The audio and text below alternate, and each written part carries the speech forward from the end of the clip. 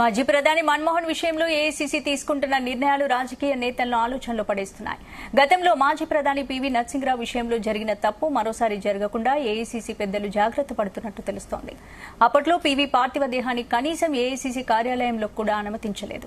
దేశంలో తొలి సంకీర్ణ ప్రభుత్వాన్ని సమర్థంగా నిర్వహించిన పివి నరసింహరావు ఆర్థిక సంస్కరణలకు ఆద్యుడిగా నిలిచారు. అప్పట్లోనే రాజకీయ అనుభవం లేని మన్మోహన్ సింగ్ ను ఆర్థిక మంత్రిగా నియమించుకుని సాహసం చేశారు. అలాంటి పివిని ఓ దశలో ఏఐసీసీ అవమానించిందన్న ముద్ర ఉంది. ఇప్పుడు మన్మోహన్ విషయంలో అలా జరగకూడదనే ఉద్దేశంతో ఉన్నట్లు ఆ పార్టీ తీసుకుంటున్న చర్యలు చెబుతున్నాయి.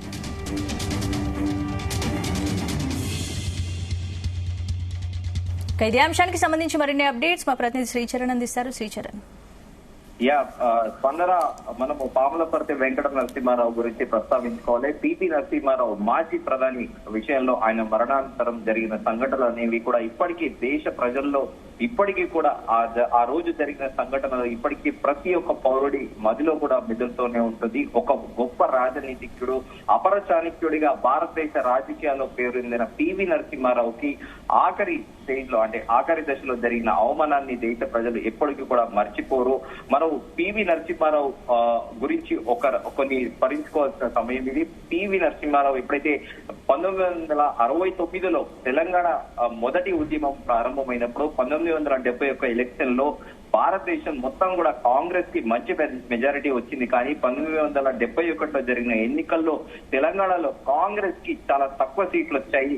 అప్పుడు ఇందిరాగాంధీ భారతదేశ ప్రధానిగా ఉన్న సమయంలో అప్పుడు ఎవరిని ముఖ్యమంత్రిగా చేయాలి, తెలంగాణలో ప్రజల్ని శాంతపరచాలి అంటే ఎవరిని ముఖ్యమంత్రి చేస్తే బాగుందన్న తరుణంలో అప్పుడు ఇందిరాగాంధీకి మొదటగా కనిపించింది పాములపర్తి వెంకట నరసింహారావు. అప్పుడు తెలంగాణలో కాస్త ఈ శాంతిని రేకెత్తించాలంటే అప్పుడు ఏకైక ఆప్షన్ పివి నరసింహారావే. అప్పటికే ఆయన ఉమ్మడి ఆంధ్రప్రదేశ్ కి ఆయన విద్యాశాఖ మంత్రిగా కూడా పనిచేస్తున్నారు.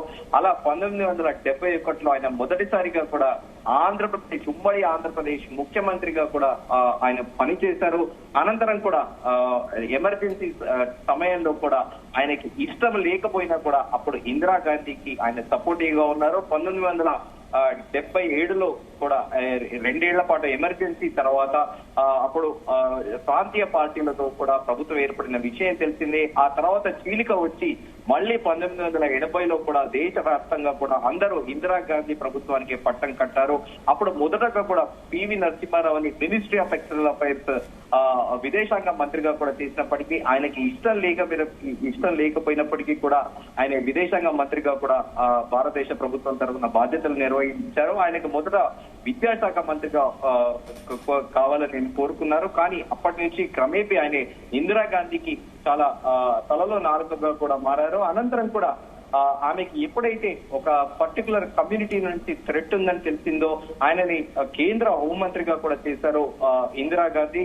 అనంతరం కూడా 1984లో కూడా మనం చూసాము ఇందిరాగాంధీ మరణానంతరం జరిగిన అల్లర్లకు కూడా అప్పుడు కాంగ్రెస్ పార్టీలో ఒక డైనాసిటీ పాలిటిక్స్ ఉంటాయనేది కూడా కాంగ్రెస్ పార్టీ పేరుగాంచింది.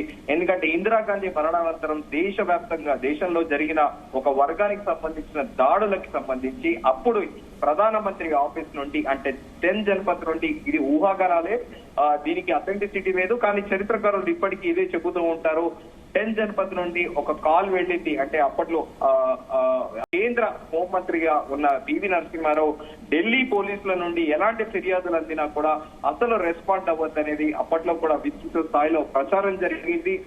సో ఇలా 2 అంశాల్లో కూడా దేశానికి ఎంతో సేవ చేసిన పివి నరసింహారావు 2 అంశాల్లో మాత్రము ఆయనకి కాస్త నెగిటివ్ గా ఇంపాక్ట్ పడింది. ఒకటి, ఇందిరాగాంధీ మరణానంతరం ఢిల్లీలో జరిగిన ఒక వర్గానికి సంబంధించిన హత్యాకాండ. అండ్ నెంబర్ 2, భోపాల్ గ్యాస్ విషయంలో కూడా అప్పుడు కూడా రాజీవ్ గాంధీ ప్రధానమంత్రిగా ఉన్నప్పుడు కూడా ఈయన హోంమంత్రిగా ఉన్నప్పుడు ఎలాంటి డెసిషన్స్ తీసుకోలేకపోవడం, దానికి కారణం కూడా సిమిలర్ గా ప్రధానమంత్రి కార్యాలయం నుండి ఇన్స్ట్రక్షన్స్ పాటించాల్సిందిగా పివి నరసింహారావుకి ఆదేశాలు రావడము. ఇలా ప్రతిసారి కూడా ఆయన దేశానికి చేసిన సేవలన్నింటినీ కూడా గాంధీ ఫ్యామిలీకి ఆయన లాయల్ గా ఉండడమే ఆయన చేసిన తప్పు. ఇంకా అవన్నీ పక్కన పెడితే 1991లో ఎప్పుడైతే రాజీవ్ గాంధీ హత్యానంతరం ఆయన ప్రధానిగా బాధ్యతలు చేపట్టారో అప్పటి నుంచి కూడా భారతదేశ రూపురేఖలు మారిపోయాయని చెప్పుకోవాలి. అంతకుముందు రాజీవ్ గాంధీ ప్రైమ్ మినిస్టర్ గా ఉన్నప్పుడు కూడా శ్రీలంకకి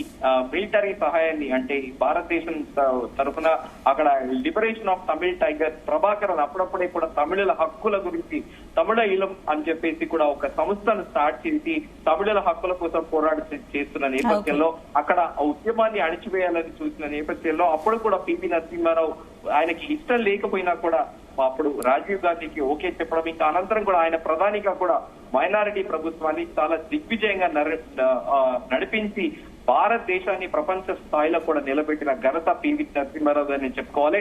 ఎందుకంటే ముఖ్యంగా ఆర్థిక సంస్కరణలు అప్పట్లో కేవలం 3 వారాల పాటే ఫారెన్ కరెన్సీ అనేది నిల్వ ఉండే భారతదేశం దగ్గర అది కూడా చమురు సంస్థలకు చెల్లించాల్సింది. ఈ నేపథ్యంలో అప్పు కట్టడం, మరోసారి అప్పు చేయకుండా పెట్టుబడిదారులని అనుమతించడమే, పెట్టుబడులను ఎంకరేజ్ చేయడమే కూడా ఒక డెసిషన్ తీసుకోవడము. అప్పుడుకి యూనివర్సిటీ గ్రాంట్స్ కమిషన్ చైర్మన్ గా ఉన్న మన్మోహన్ సింగ్ అంతకుముందు ఆయన ఆర్బీఐ గవర్నర్ గా పనిచేశారు.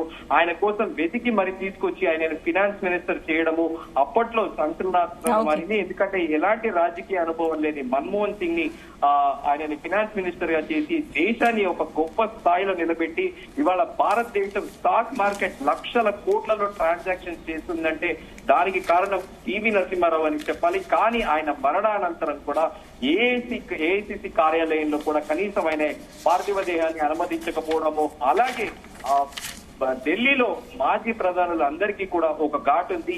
విచిత్రం ఏంటంటే ఇప్పటి వరకు కూడా ఢిల్లీలో పివి నరసింహారావుకు ఒక ఘాట్ లేకపోవడం కూడా గమనార్హం.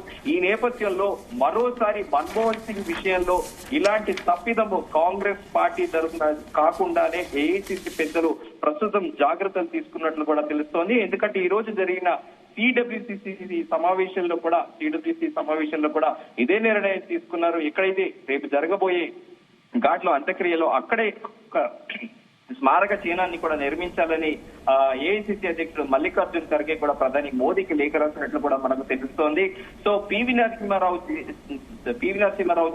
చేసిన విషయంలో అలాంటి తప్పు మరోసారి చేయకుండా ముందస్తుగా కూడా ఢిల్లీ పెద్దలు జాగ్రత్త పడుతున్నట్లు కూడా మనకు క్లియర్ గా తెలుస్తోంది. అసలు ఢిల్లీలో ఆయన అంత్యక్రియలు నిర్వర్తించకుండా హైదరాబాద్ కి అంటే అప్పుడు కూడా కుటుంబ సభ్యుల్ని సంప్రదించాము.